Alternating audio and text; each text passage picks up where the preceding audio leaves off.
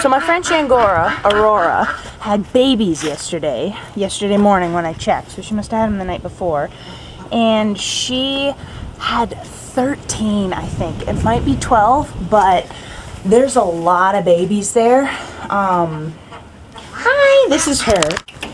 Hi. And when you have a litter of rabbits that have that many babies, the one problem that could arise is some of the babies don't get enough milk. I've got an audience. Because some of the babies are not strong enough, or they're on the bottom of the pile and they just don't get enough milk, and then they could die. So what I'm going to do is check their little bellies. This is morning now, so she should have fed them last night. So I'm going to check their little bellies and see if they got any, and if some look like they didn't get enough milk, we're going to give them some.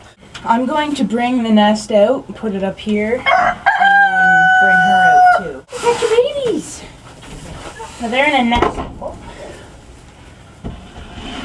Okay, so I brought them out onto a stand just so I have more room to play with. I just brought their whole nest box out, but I'll show you the babies. There's so many of them. There's like a gazillion of them in there.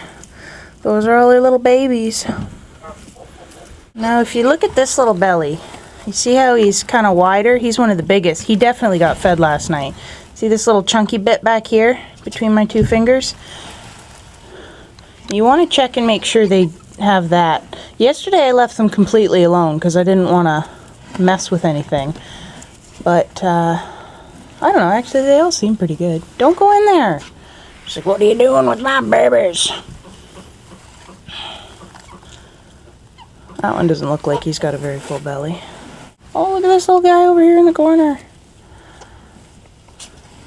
See, he might have gotten fed. They might be okay.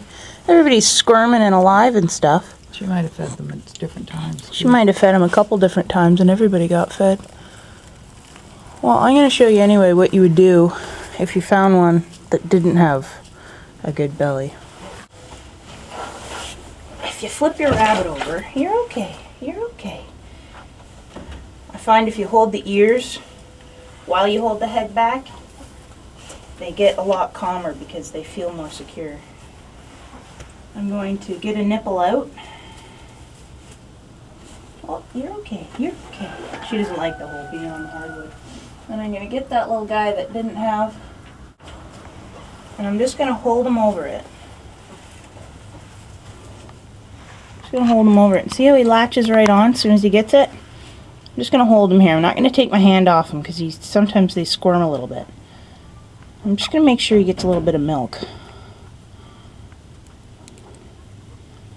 You can tell when they latch on. They go searching for another nipple. You got one, dude. There you go.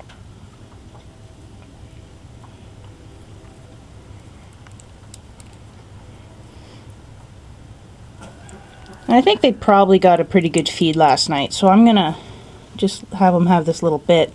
I'm gonna put them back, and then tomorrow I'm gonna check. Tomorrow it should be pretty obvious if one of them isn't getting milk.